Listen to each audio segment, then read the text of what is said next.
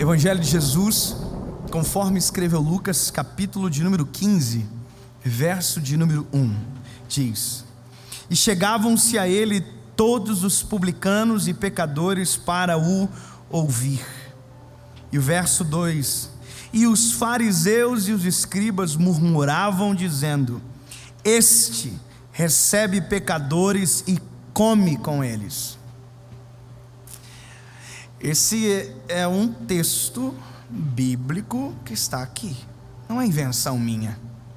E a maior crise está nos 2 primeiros versículos desse texto. Obviamente, é seguido pela parábola da ovelha perdida, que também gera um conflito de compreensão muito grande. Mas esses 2 primeiros versículos foram chaves de resposta para aquilo que eu estava tão conflituoso. Nós criamos algumas máximas ao longo da história da igreja, ao longo da história da pregação do Evangelho. Primeiro, nós transformamos a igreja em clube de santos. Nós chamamos esse lugar de aprisco. A Bíblia diz que é aprisco, ou seja, aprisco é um lugar seguro para ovelhas. Só que a história, porque criamos muita meritocracia no Evangelho, sendo que se trata de graça, nós começamos a criar níveis espirituais. Gente mais crente do que a outra, gente melhor do que a outra, e dentro dessa criação de níveis, o Evangelho mudou a forma de pregar. Nós começamos a pregar palavras que combinam muito mais com os nossos desejos e instintos, que acabamos ocultando a verdade pura do Evangelho. Veja, eu não estou falando de A, B ou C, ou de igreja A, B ou C, não. Estou falando de história. A história mostra isso. Lugares que se transformaram em clubes, onde pessoas não se sentem bem-vindas, não se sentem encaixadas, porque o seu padrão visual não combina, seu padrão cultural não se encaixa. E até então, até que parece isso algo normal, não precisa ser igual em todo lugar. Mas o que me preocupa é que a nossa mensagem parece que ela é mais eficaz quando tem só crente ouvindo. Parece que a nossa mensagem ela só alcança o ápice quando os santos se alegram. E sabe como você faz para um santo se alegrar? Bata no pecador. Você quer saber como um santo se alegra? Bate em quem erra. Se você quiser descobrir um santo, fale mal de um pecador, ele sempre vai se revelar. As mensagens que dão certo em contextos desse tipo é: Deus vai matar, Deus vai castigar, ai de você que faz isso, aquilo outro, e todo mundo porque a gente se alegra quando o pecador apanha e o santo é protegido. E isso me deu uma crise, porque eu, quando comecei a ministrar a palavra e colocar aqui na internet, eu comecei a perceber que o meu público mudou. Eu comecei a ter muita gente que não vai à igreja, muita gente que não se encaixa nos padrões que eu até então fui tão acostumado a ver. Pessoas muito diferentes. Sabe, eu comecei a ir em lugares onde eu era abraçado por gente de igrejas totalmente distintas da onde eu estava, e as pessoas me abraçavam dizendo: pastor, eu estou com um pouco de vergonha de estar aqui, mas eu queria tanto ouvir a palavra, então eu vim. Homossexuais começaram a me abraçar e começaram a dizer que Deus estava falando com eles através do Evangelho que eu estava pregando. Prostitutas começaram a dizer que estavam chorando com as mensagens e que Deus estava ministrando ao coração delas.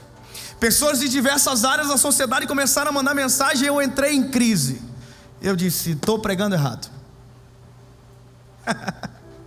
Pensei comigo: se essas pessoas estão me ouvindo, eu estou pregando errado. Estou com problema? Não pode, porque se eu prego o Evangelho, essas pessoas têm que ter medo. Fui pensando, se isso é Bíblia, as pessoas têm que fugir, não podem gostar. Eles têm que ter alergia a isso. Eles têm que detestar isso. E eu comecei a entrar em crise. Eu comecei, meu Deus do céu, tem muita gente do mundo gostando da pregação. É muita gente que não se encaixa nos padrões que eu criei como um padrão inteligente, interessante, coerente e adequado, ouvindo o Evangelho. Daí no meio dessa minha crise eu fiquei pensando, Jesus, eu acho que eu vou mudar o jeito de pregar. Eu acho que eu vou começar a virar um cajado. Só que eu olho para a Bíblia e o cajado que se prega não combina com o cajado que Jesus colocou. Eu fiquei pensando, então o que eu vou fazer? Vou para a Bíblia. Aí eu descobri esse texto, Lucas capítulo de número 15. Jesus está começando a pregar. Aí a Bíblia diz, os pecadores e publicanos estavam para ouvir. Jesus está pregando. Os piores, aqueles que Jesus não veio para eles, estão assim: eu sou isso, é para mim, eu me encaixo. Eles estão ouvindo. E a Bíblia diz, e os fariseus murmuravam entre si. Sabe o que eu descobri? Quando o Evangelho é verdadeiro, os santos não gostam e os pecadores se apaixonam.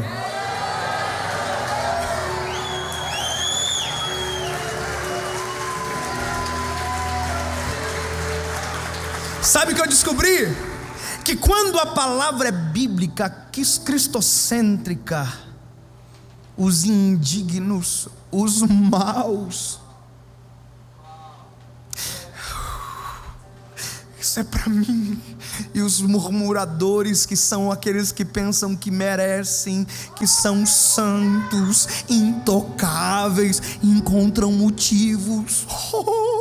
Esse menino pregando gesticula demais, chora demais, reclama demais. E os pecadores nem olham para mim, nem me notam, mas aquilo que o Senhor libera nas palavras os fazem chorar, mudar de vida, jogar as cordas fora. Os medicamentos que iriam servir para o suicídio são jogados no lixo, porque o Evangelho de Jesus foi feito para os maus.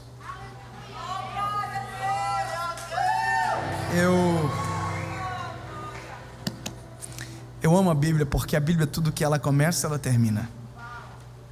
Não fica nada aberto. Não há dúvidas. Quando Jesus diz essa realidade, logo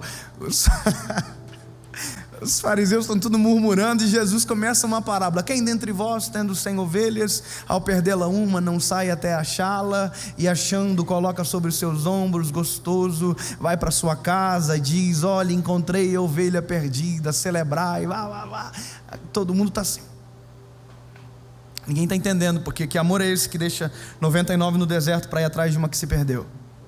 Aí no final Jesus resolve tudo. Ele diz, porque mais vale uma ovelha perdida que é encontrada do que 99 justas que não dependem, não precisam de arrependimento no deserto. Quem pensa que é bom mora no deserto.